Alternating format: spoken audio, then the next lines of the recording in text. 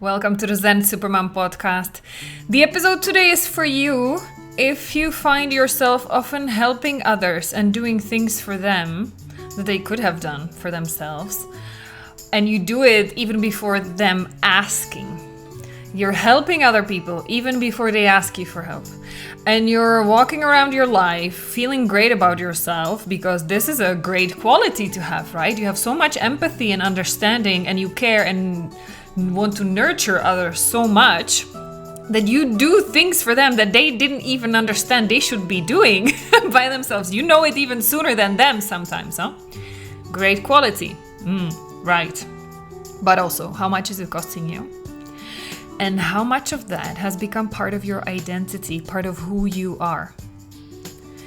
How much of how you feel about yourself and your self-worth is linked to your need to feel needed? Who would you be if you stopped feeling that need?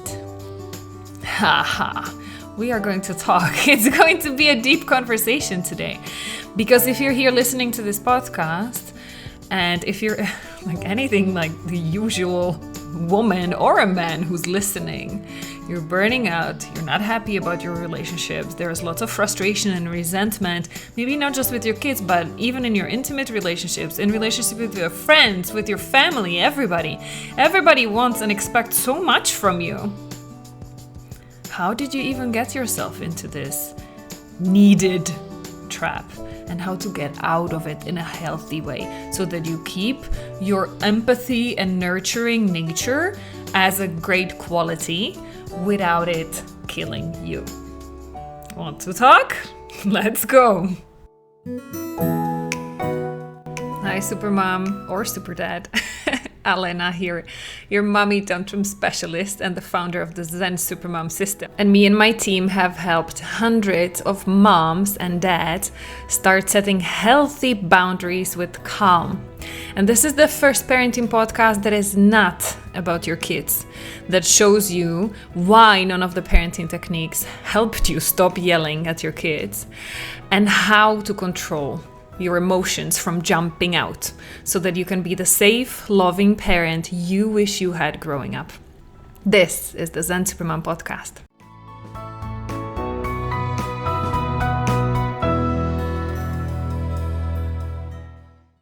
Hi, Supermom. And yeah, this is actually not a discrimination, not a gender discrimination episode, but I found the topic we are going to talk about today is most relevant for women. But if you're a man finding yourself trapped in being needed by others, having to do everything for others and not knowing how to get out of that trap, how to empower them and get some of your energy and time back, then please, you're welcome. Please join us for this podcast episode. But yeah, let's start just by saying hi. Hi, my name is Alena. I'm the mommy tantrum specialist and the founder of the Zen Supermom system, where we help busy moms and dads set healthy boundaries. And yeah, we are going to talk about boundaries today a lot. Set healthy boundaries with your kids and anybody else so that you can stop yelling and you can be the nice, healthy, happy parent you always wanted to be and you needed when you were growing up. Let's talk today, because all of this topic about boundaries and what do you do for other people and when do you say no, when do you say yes, and like this is a huge topic for for a lot of women, and you have lots of famous personalities, and I know this podcast we have lots of European listeners, just like I am European, but I don't think names like Oprah Winfrey and Brené Brown and all of these giants in the space of women's empowerment and let's set healthy boundaries and let's have the courage to say no, and even then all these like feminist approaches and waves of women are not here just to be servants and maids and cooking and at home with kids, but we have the right for some authentic expression and our own dreams and stuff. Well, that's all great. I'm all up for that. But what I realized, and you tell me if that's true for you, I realized that no amount of these kind of pep talks and all these empowerment books mindset and self-development stuff and amazing, inspiring affirmations on bathroom mirrors, none of that really helps. At least it didn't help me much. And I realized why only when I started doing this work of deeper introspection and healing even my childhood trauma that I didn't even know I had because I had a happy childhood. Only then it all started making sense. So let me backtrack for those of you who are sitting there and this might be your first podcast episode and you're like, what the heck are you talking about? I came here for some easy discussion about boundaries and my time in helping others. Like, what are you throwing childhood trauma here at me? It's okay, calm down, hold your horses. I'm going to explain everything in a peaceful, hopefully non-triggering way. But let me start by explaining even my thought processes since the beginning, because this this podcast episode was inspired by two sources. And usually when I get two hints, I got it. That's enough. I need to make a podcast episode about it. So the first one was, I was reading Czech news. Yeah, I'm Czech, by the way, if you didn't know. I was reading some online news and it was about holidays, how moms are burning out because typically Czech holidays, also since the communist times, the summer holidays were always about you go somewhere cheap, typically to Croatia, because you can get there by car and that's the first nearest sea and they speak similar language. But the fun part was that you pack the car full of not just holiday stuff, but also food, because it's too expensive to buy food on holidays for a post-communist country. And so then the holidays of the women looked like basically everything they had to do at home, but just the cooking and food preparation was even more difficult because you had one gas, like the cooker, like the camping device equipment actually, that you can heat up or prepare very simple meals on this little gas stove. And so it takes more time. And so while all the families either playing there in the sea or taking a nap, enjoying the holidays, mom is the one who's stuck cooking, preparing, washing, because everything is so much more difficult in these improvised, cheap conditions. So basically she's the one who would then need holidays at the end of it, after coming back home, after she unpacks, washes, arranges everything back in its place. She would need a holiday just to recover from the holidays. And why I'm saying that, because I always, even more than reading articles like this, I love reading the comments and the discussion underneath. And there were several men basically not attacking back, but commenting back saying, who asks her to do that? We are totally fine eating whatever bread and cheese that we buy in the supermarket. I didn't ask my wife to cook 2 weeks in advance and bring whatever Wiener Schnitzel and goulash. I remember that's what my mom used to do like 35 years ago. Women were cooking 2 weeks in advance to prepare meals that you could preserve, you could take with you in the car, even without the fridge, and then you could just heat up or prepare there. And so the men were commenting, nobody asked them to do that. We would be totally fine to live on bread and water and cheese or whatever for 1 week at the seaside. We are totally okay to do that. It's my wife who's freaking stressed out in advance. It's her who spoils her holidays and then makes all of us feel guilty. And she blames us because she's stressed out and she's tired and exhausted. And then she complains and ruins our holidays by what a victim she is and how come nobody helps her. And there were several comments of men like this. And it made me think, because I realized like this was exactly the pattern in which I grew up.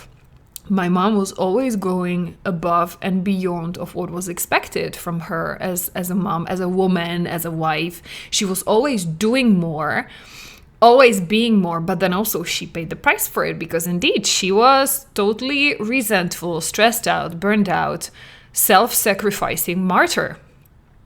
And surprise, surprise, as one of my clients just said yesterday, monkey see, monkey do. That's exactly what I turned out to be.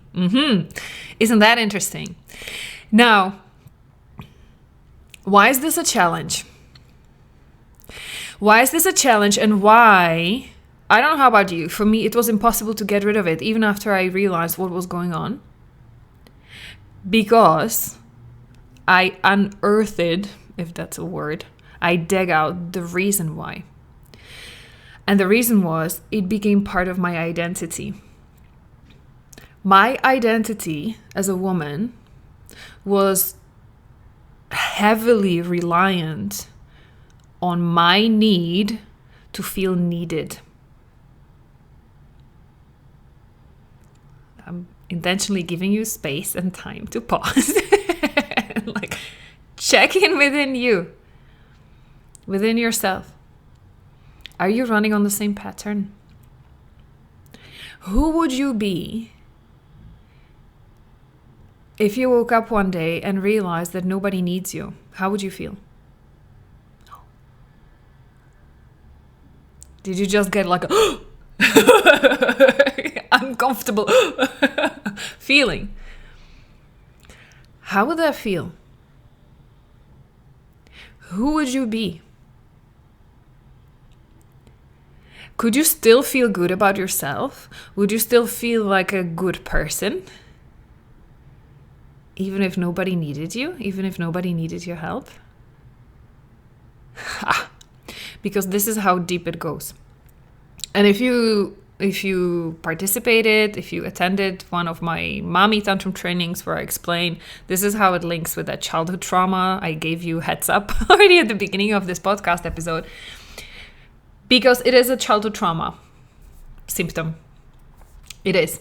Trauma, as I explained on that training, we can give you links so that you can register and go through the whole thing, my whole rara explanation there from A to Z.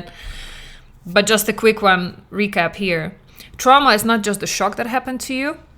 Shock, like too intense, too heavy things happening too fast without you having no control over it, and then having PTSD flashbacks for the rest of your life, like sexual abuse, rape, death, like witnessing death or somebody close from you dying too early. Like those are shock traumas. It's heavy stuff, usually a one-off situation, or it might be, if it was a perpetual abuse, then there were a series of shock events. That's why, most likely you had PTSD. This is shock trauma.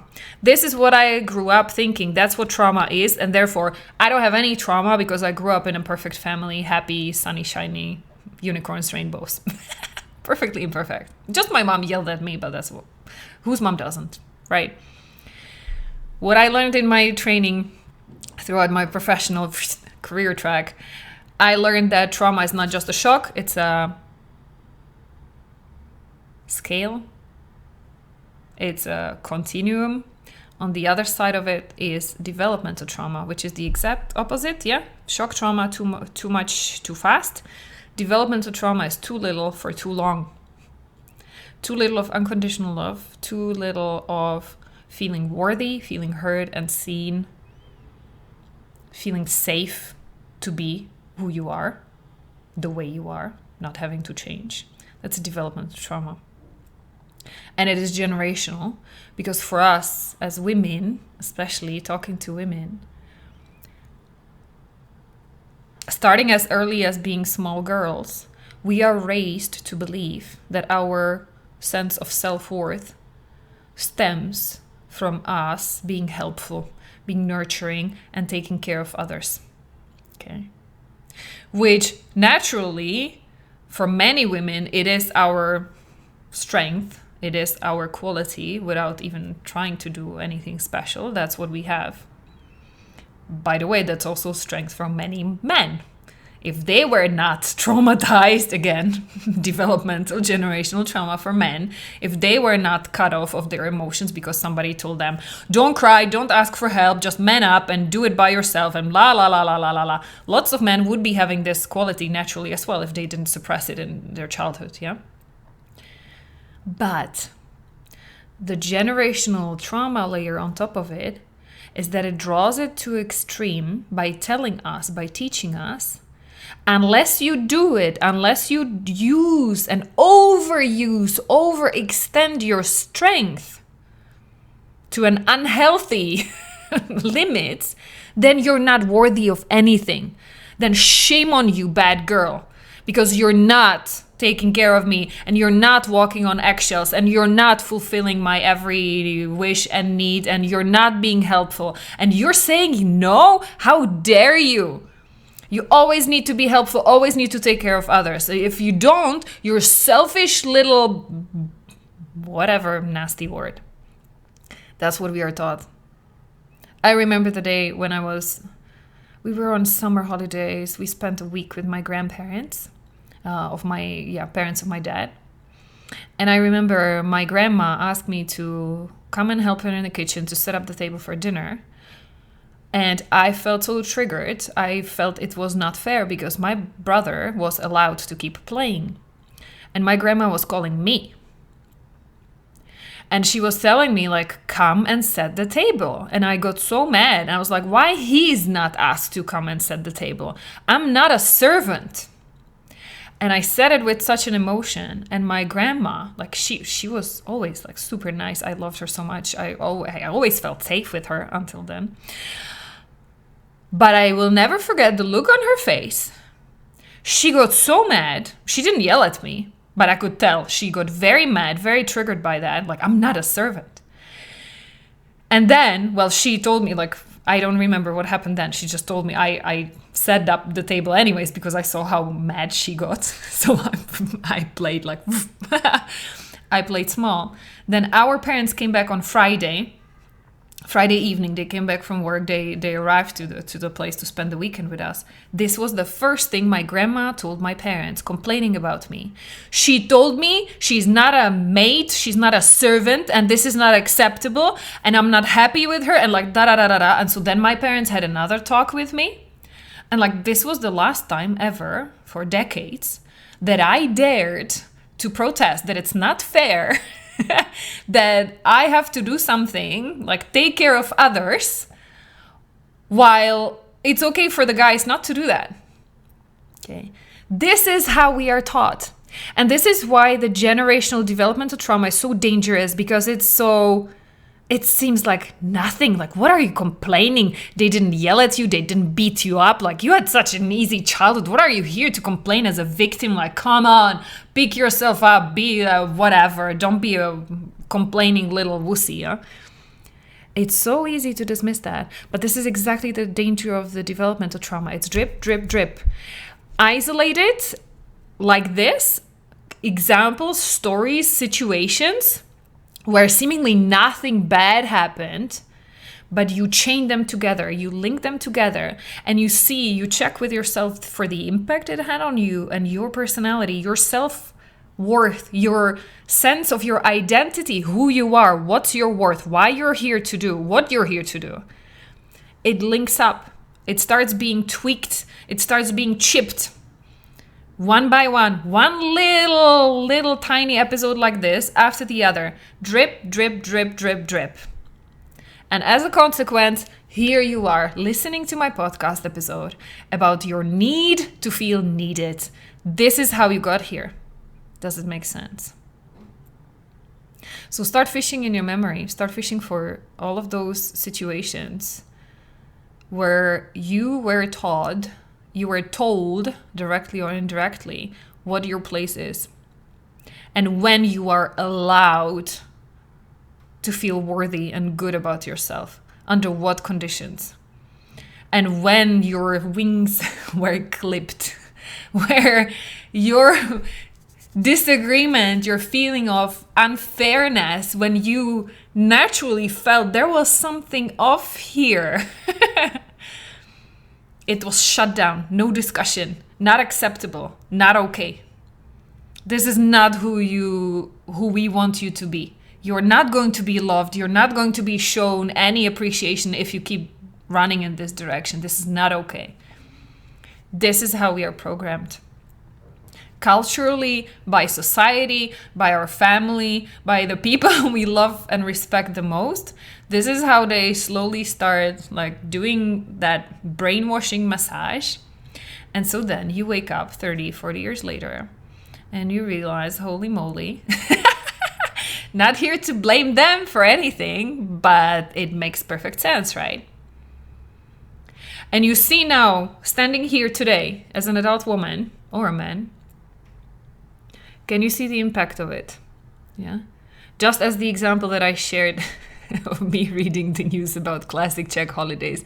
Maybe you have different examples. We just had a group call with our clients last night. There was a mom of 4 kids, 2 of them being twins, saying, I'm totally exhausted, totally run down because the twins are being fussy lately. They are not sleeping. And my little one, my third one, was out of school because she was sick. And I'm totally wiped out. I'm totally exhausted. And so then I'm being a nasty mom towards my little girl because she's just being herself, bubbly, nice personality. She wants to talk to me. But I'm just like, I cannot. It's like, I don't have mental space. Please shut up, basically. That's not what she told the girl, but that's how she felt in her head. Like, please shut up. I need some space. And she felt so guilty. And she was like, what the heck am I supposed to do? And as we started talking about this identity and like where it's coming from, she said, well, that's exactly the thing. I'm doing it freaking to myself. My husband is so amazing. He's telling me like, forget the laundry, forget the kitchen. Let's just order food to be brought to our home. I don't care. I want you to be okay, my wife, my like supermom of 4 kids. I totally get it that you're exhausted. Don't do these things that we don't need 100%, like urgently. Please, and I'm going to help you as much as I can when I'm back.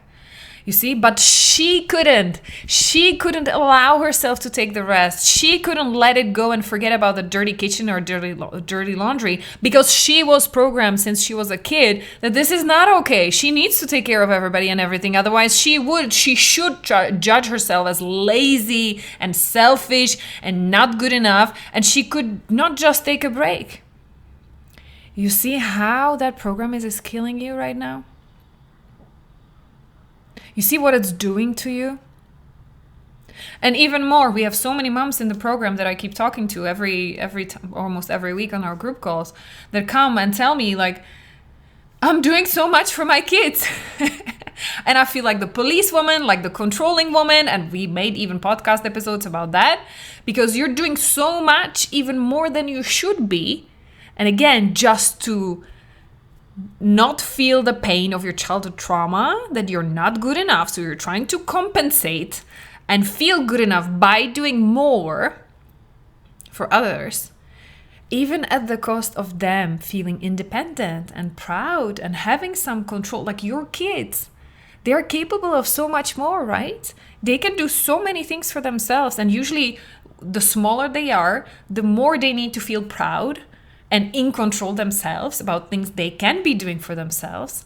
But if you have that childhood trauma in you that makes you feel not good enough, unless you constantly manage everybody, everything, even before they ask you, then you will be stepping in your child's space. You'll be over controlling it. You'll be doing things they can do for themselves. So then they will start having tantrums. They will start having mealtime problems. They will start gagging and spitting their food because this is the only way how they can have some control over their life. Otherwise, their mom is doing everything, is controlling, managing everything. They have no space to make mistakes, to get hurt to some, yes, with some safety boundaries. Sometimes the kids, they do need to get hurt. They do need to learn the lessons, right? They do need to do things for themselves. Even though it's slower, it's less perfect than when you do it. I can't tell you the number of times my husband was frustrated with me. Like I asked him, yeah, even at the times when I did ask him for help, which was already like, wow, big achievement for me to ask for help. He started doing laundry, and I'm just looking at the laundry rag here. He would do the laundry, but then when I came by and I saw it, I started redoing everything because he did it wrong. Like the perfectionist, the controller in me. So then he was like, what the heck? I did it, but then you do it again anyway. So why should I waste my time if you redo everything again anyways, right? You see what you're doing to yourself. And I'm not saying that to point fingers, to blame you, to judge you. I'm not.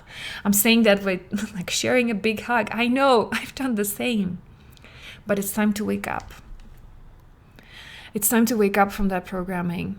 We are not here to blame our parents. I'm not here to blame your mom or your dad or your grandparents. Society, we are not here to complain about how unfair it's been for women to be put on that place. Blah, blah, blah, blah, blah. No. Finish the stories. Finish the victim stories. I'm here for you. And you deserve to know and start waking up and realizing your worth, your self-worth, lies in a completely different place. You're not here just to help others. Your identity does not have to be based around your feeling of being needed. Yes, you're here to nurture and raise your family, yes. But that's not your key value. So here's a reflection time for you. Whenever you're ready for it. Who are you? What is your list of when you allow yourself to feel good enough? What is the list of your conditions, of your conditional love and self-worth? What is on your list? When do you allow yourself to feel good enough, to feel worthy? Worthy of love, worthy of appreciation, worthy of feeling like getting the approval and respect. Start being aware. And then ideally, do the work. Throw that list away and start writing a new one. Because those things are not true. Those things are stemming back from your childhood trauma. Once you heal, you will realize you are totally worthy of unconditional love just the way you are. Just the way you are before even trying. There's no reason why you shouldn't feel good about yourself. Perfectly imperfect. All your parts included. Yeah. And if you want to start making the distinction between when it's really your quality playing out and when it's your trauma playing out, then I would offer this following exercise that we are doing also in the Zen Supermom program. How to catch the trauma. Yeah. You can ask yourself your question. Would I still do it? Even if I knew nobody was looking, nobody would ever know, nobody would ever tell me thank you for doing that. Would I still do it? If the answer is yes, then you are about to act out of your strengths, out of your compassion, out of your nurturing nature. If the answer is maybe I wouldn't do too much. Maybe I wouldn't do it that fast. Maybe I wouldn't do it at all. Then here's your answer. It's your trauma that was trying to fill up your to-do list. And why is it so important to keep doing this exercise and looking at your to-do list or whatever urges you have, whatever busyness you're feeling, whatever excuses you're hearing in your head why you cannot rest because you have to do this and that and that. Whenever you feel that, realize how important it is to start asking yourself the question. Because unless you do it, can you imagine the impact if you keep running on this trauma autopilot for the next 10, 20, 30, 40 years? Have you ever met any bitter, resentful, mother-in-law or grandma? Have you ever heard it? How they are complaining about, I sacrificed my life for you, I gave you my best years and you ungrateful, da da da da da. Do you want to end up that way? No judging, by the way. I'm over dramatizing and I'm making fun of it, but I'm also doing that with a lot of compassion because I can imagine that could have easily been me. That's already how I felt. Even without being a grandma, I can only imagine how much worse that would have gotten if I continued in that direction. Do you want to become like this old, bitter, blaming everybody else for you having sacrificed your life and energy and your best years? Do you want to end up that way? I don't think so. This is the way. This is the first step.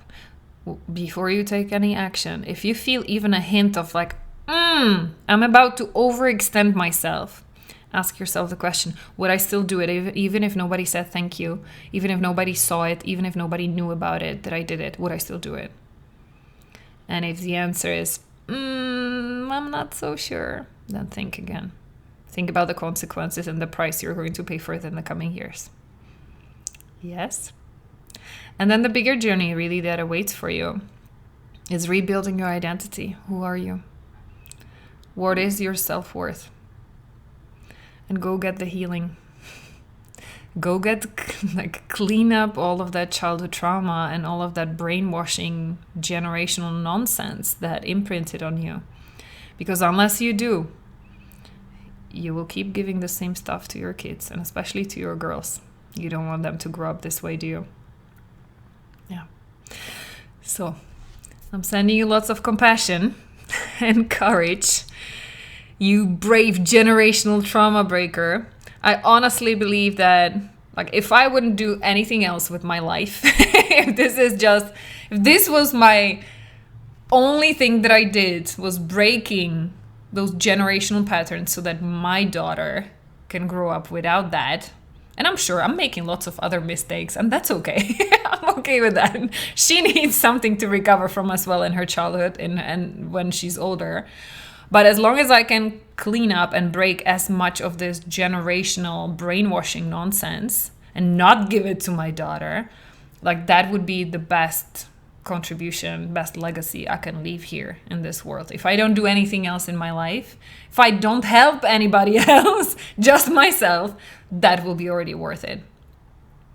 But also thank you to those of you who are sending me your messages after listening to my podcast episodes to tell me that it is helping you too, it is resonating. And so I know that also my time that I'm spending on doing this podcast, it is valuable and it's helping you too. So I appreciate you. Keep the messaging coming. Keep letting me know what you're getting out of it.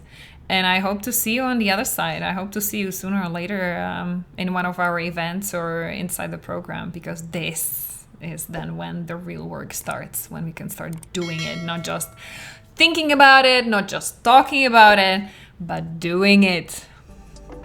I'll see you later. Bye, Supermom. Want to know why those gentle parenting techniques are not working for you? Where is that uncontrollable anger that you feel with your kids? Where is it coming from?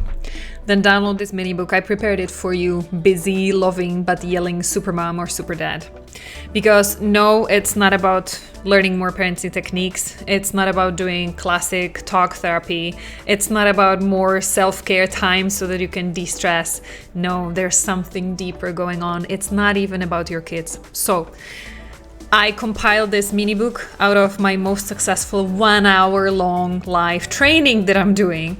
I compressed it in just a few pages so that you can learn these 2 keys that you need to be able to stay calm with your kids, no matter how stressed you are, no matter how much they are pushing your boundaries, so that you know what it's going to take for you to stay calm and set healthy boundaries without yelling. Want to know how? Get that mini book now.